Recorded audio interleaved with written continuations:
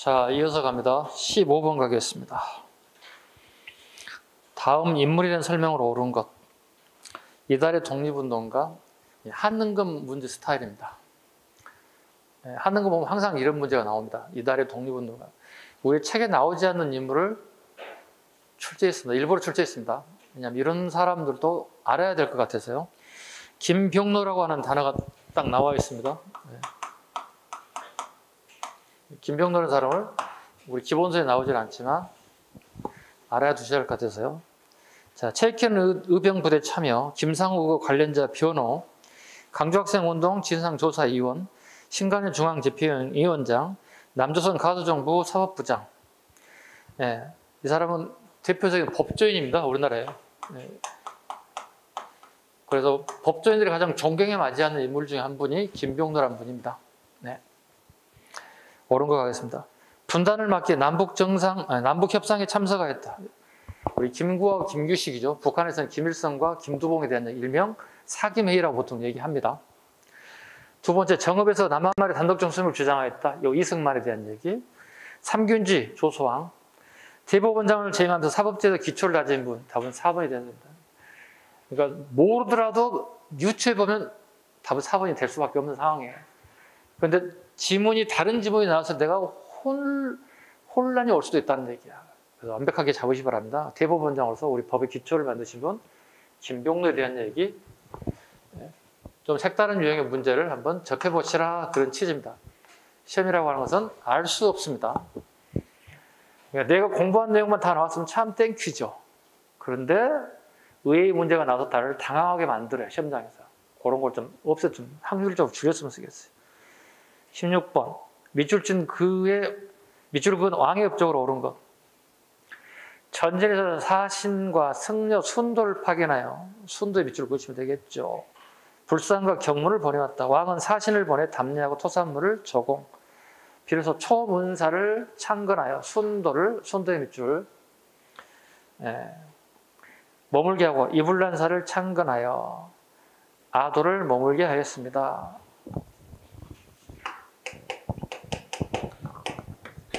고구려 소수림왕에 대한 얘기입니다. 우리나라에 불교를 처음 가져온 사람이 누군지 물어보고 있습니다. 태학을 설립해 인재를 양성했다. 답은 2번이 되어야 되겠죠. 태학 설립. 태학 설립만 답이 나올 수 없잖아요. 소수령 하면 뭐 다 알아야 되지 않나요? 그죠? 뭘 적고 싶으십니까? 태학 설립. 방금 얘기했던 하나 더.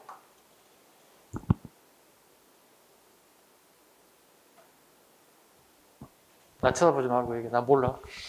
선생님 모르겠어. 태학 설립, 불교 홍인. 누가 나왔어?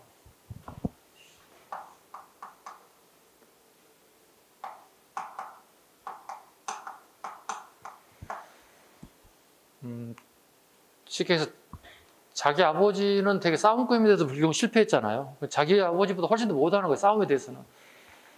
그 다음에 엄청나게 많은 희생을 따랐기 때문에 다시 국가를 재건하게 될 필요성이 이렇게 만드는 거죠. 학교를 만들어서 인재를 양성해. 많은 사람이 희생됐으니까. 불교를 공부했을 때 사상을 통합해서 하나로 묶어야 된다고. 그 다음에 율령을 통해서 규칙을 잡아주자는 뜻이죠. 시험에 잘 나온 요소들이 이 부분 때문에. 이 이유는 아까 얘기했다시피 아버지 그 싸움꾼이었던 고공왕도 못한 일을 이 사람은 하고 있어요. 중요합니다. 답은 2번이 돼야 되겠죠. 또 볼까요? 오답 보겠습니다. 오답. 1번 동옥조를 정보에 공무를 받았다. 동옥조 정보는 고려 태조입니다. 고려 태조입니다. 태조하면은 주몽인 것처럼 생각하면 안 됩니다. 태조라고 하는 묘를 받게 된 것은 동옥조를 복속할 정도로 큰 국가를 건국안에 준하는 만큼 업적을 쌓았다 해서 태조라고 합니다. 참고로 태조 때 처음으로 권력을 다시 되찾습니다. 어떤 사람이? 주몽의 후손들이 권력을 잡았다 생각한 거예요. 그 전에는 뭘까요? 이게 6대조거든요, 태조가. 1, 2는 뭐야? 주몽의 후손, 주몽의 후손이거든, 유리까지. 그럼 3, 4, 5가 어떻게요? 아니란 얘기지. 그게 이제 누구예요? 어떤 애들 잡은 것 같아요? 누가 권력을 잡았을 것 같아요? 다른 권력자들이 잡았다는 뜻이에요. 여러 가지 추측을 하는데 뭐 확정할 수는 없어요. 무슨 성을 얘기하는데 일단 그 정도만 하겠습니다. 시험에 나오지는 않으니까 일단 태조 때 처음으로 다시 주몽의 후손들이, 즉 고시성을 가진 사람들이 권력을 잡게 되었다 보시면 되겠습니다. 그 다음에 병부를 절제 국방력을 가했다. 이건 법봉왕에 대한 얘기. 비읍 암비하라고 그랬죠. 사한평, 고구려 미천왕 얘기입니다. 사한평. 미천왕의 이름 본명 누군지 아셔야 되죠. 을불에 대한 얘기도 알아두셔야 됩니다. 을불 신화를 사료로 제시할 수 있다. 이렇게.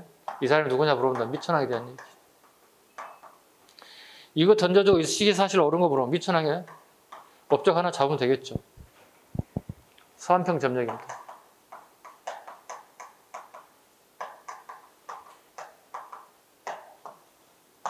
여기.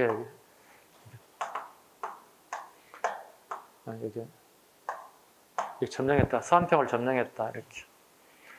결국은 중국 애들이, 낭랑 같은 애들이 한사군이 빠져나가게끔 만들었다는 뜻이죠. 그 결과적으로 우리 영토가 미천왕 시기부터 되게 요동을 포함한 우리 한반도 북부 지역까지 영토가 다시 확장되기 시작하죠. 그래서 옛 고조선 영토를 다시 회복하는 정책들이 만들어집니다. 그래서 미천왕이 중요한 의미를 가지고 있습니다.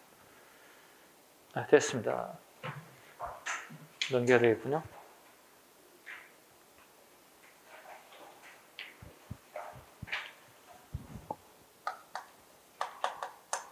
17번. 다음 가에 들어갈 내용으로 가장 옳은 것. 자, 신하. 이축된 관악의 진행을 위하여 명하신 대로 국자감의 칠체를 설치하였더니 효과가 있었습니다. 다행히요. 관악을 더욱 진행시키시 바라오. 칠제 국자감. 예종이죠.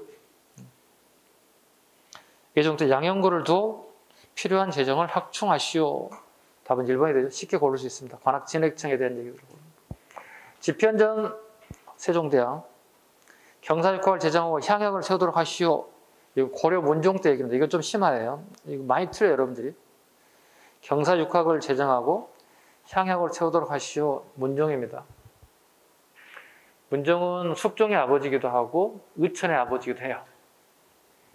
문종 이렇게 보시면 되게 어렵잖아요. 문종이 누구예요? 숙종 아버지.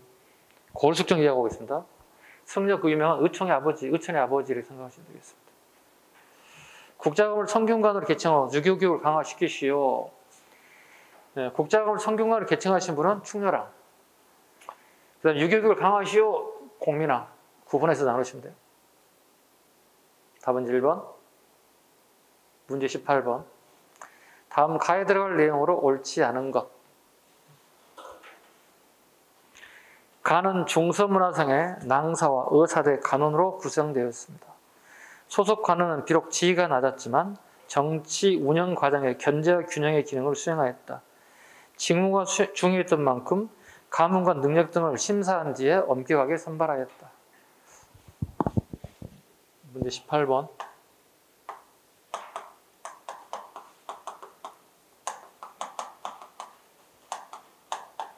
고려의 대승제도입니다. 고려의 대승제도. 옳지 않은 것. 관리의 비리를 규찰 탄핵. 맞죠? 왕의 과실을 비판해 사정을 거니 왕의 관리 임명에 대한 석연권 행사, 합회와 곡식 출납에 대한 해결을 맡아보았습니다. 답은 4번이 돼야 되겠죠? 단순한 문제죠. 되게 쉽게 주는 거죠. 그래서 3, 4에 대한 기능을 아는지 물어보고 있습니다.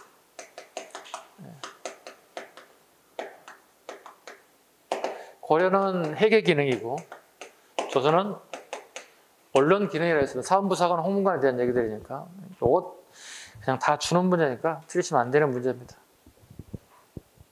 문제 19.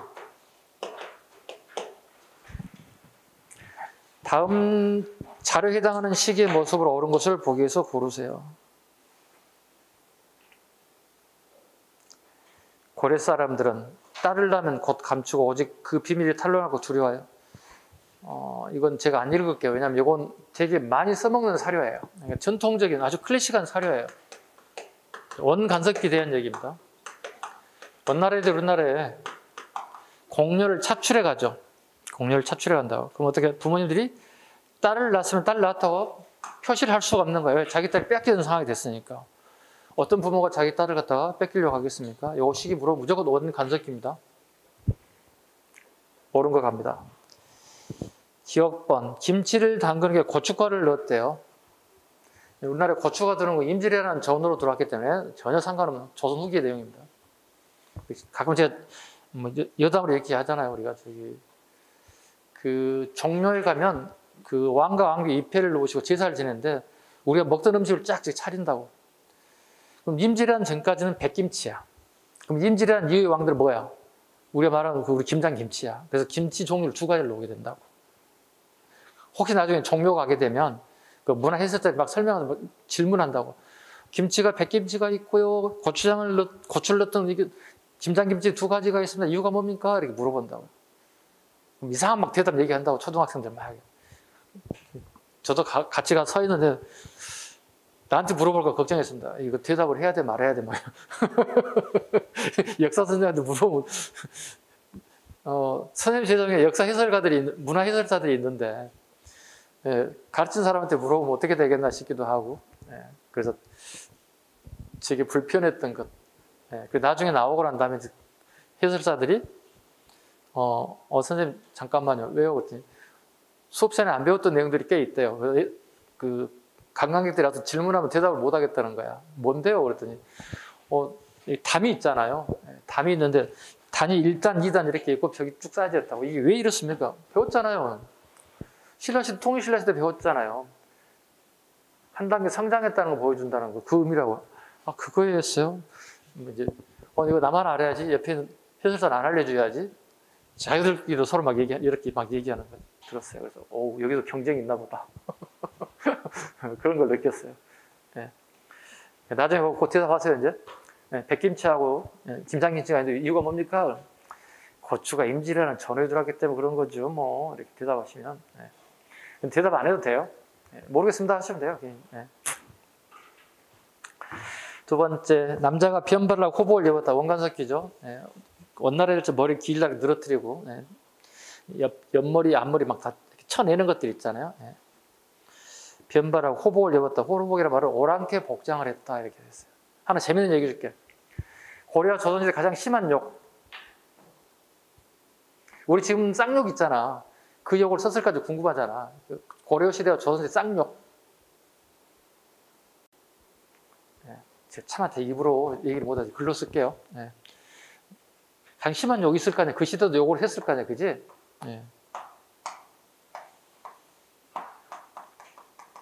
로자야. 땡땡 자식. 뭐야? 자식은 아들을 얘기하는 거고 보통.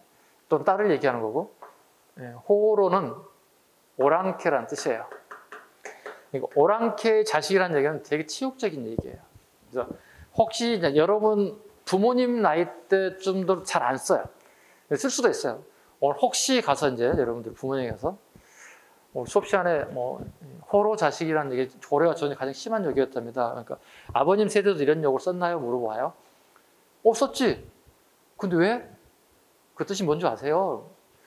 오랑캐 자식이랍니다. 그러니까 우리가 여진족들을 갖다 보통 우리가 오랑캐로 보통 얘기하거든요. 그래서 조선시대는 가장 심한 욕 중에 하나가 이 욕이었어요.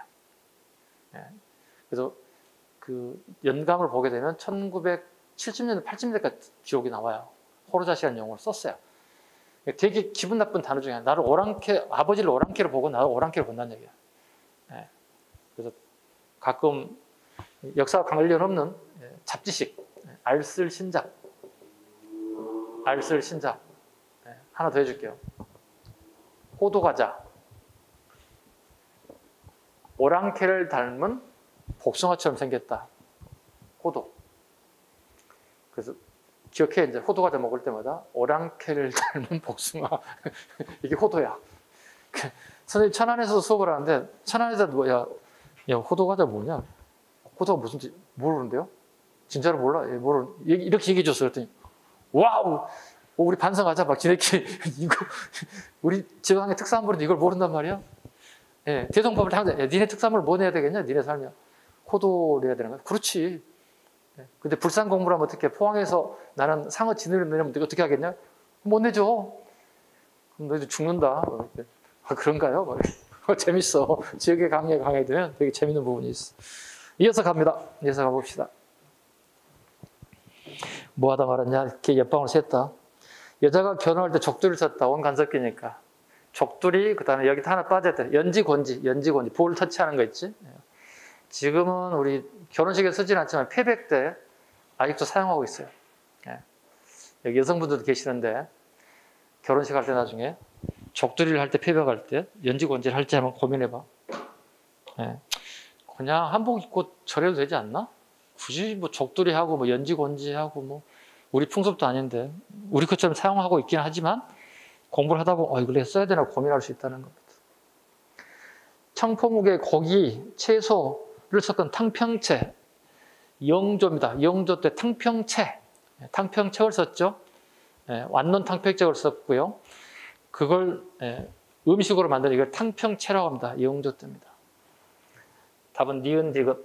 20번 마지막 문제 가겠습니다. 다음 밑줄 친 그에 대한 설명을 옳은 것을 보기에서 골라보세요. 중종에 등용된 글은 유교적인 도덕국가인 건설을 정치적 목표로 삼았다.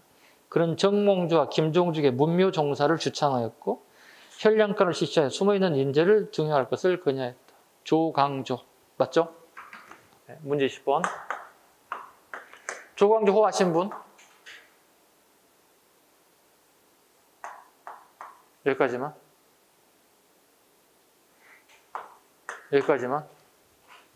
에라이 씨 모르겠다. 아니 이 정도는 알아야지. 아니 내일 모레 시험이야. 국가직도 지방직도 남아있긴 하지만. 정함 조광조입니다. 그 조광조가 나오면 무조건 다 맞아야 돼. 쉬운 문제야. 다 틀리면 안 되는 거야. 일단 중종 때고요.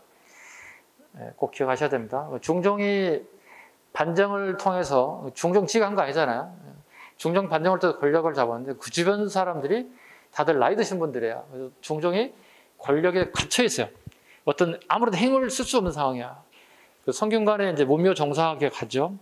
그때 이제 최초로 과거 시험을 실시하게 되는데요. 이걸 뭐라고 그러죠? 무슨 시험이라고 그러죠? 성현을 알아냈다. 알성시라고 부른다고. 알성시 장원급제자가 조광조예요. 그 문제의 답이 왕의 입장을 똑같이 대변하는 내용이 있어요. 그래서 이야 마음에 든다. 그래서 알성시는 참고로 한 번만 보면 끝나. 뭐 복시, 전시 이런 거 없어요. 알성시 바로 딱 당첨된 거예요. 로또 당첨된 거지. 그래서 뭐 나이 30대 초반에 벌써 최고의 파워를 가진 관리가 돼버린 거죠. 조광조의 정책가입니다. 서인을 몰아내는 기사항국을 주도하였다. 숙종 때 남인입니다. 숙종 때 남인입니다. 두 번째, 김종직의 조의제문을 사초에 포함시켰다. 연산군 때 무오사입니다. 연산군 때 무오사입니다. 디귿번, 이훈 삭제를 주장하여 훈구 세력이 반발을 샀다. 그러니까 중종 반정 때 76명의 공이 너무 과하게 책정됐다. 그러다 보니 토지와 관직과 노비가 너무 과하게 나갔다는 거야. 이걸 다 삭탈해야 한다. 결과적으로 76명의 나의 반대, 적을 만들어내는 케이스가 돼버렸죠. 옳은 일, 바른 일을 했음에도 불구하고 조광조의 적이 너무 많이 만들어진 거죠. 네 번째, 도교의식을 담당한 소교육서 폐지해야 한다. 유교 국가에서 무슨 일이냐 이게. 답은 디귿, 리을. 답은 4번이 돼야 되겠습니다. 조광조까지. 이렇게 해서 뭐 20문제를 뭐 전체 분량을 내다 보니까 어느 한쪽이 치우치지 않기 위해서 내다 보니까 이렇게 골고루 아마 나왔을 거라고 봅니다. 어떤 것은 어려웠고 어떤 건 쉽고 어떤 건 중간 정도 됐을 겁니다. 이런 다양한 문제를 접해보는 게 좋은 취지다 생각합니다. 수고하셨고요. 다음 주에 뵙도록 하겠습니다. 수고하셨습니다. 예.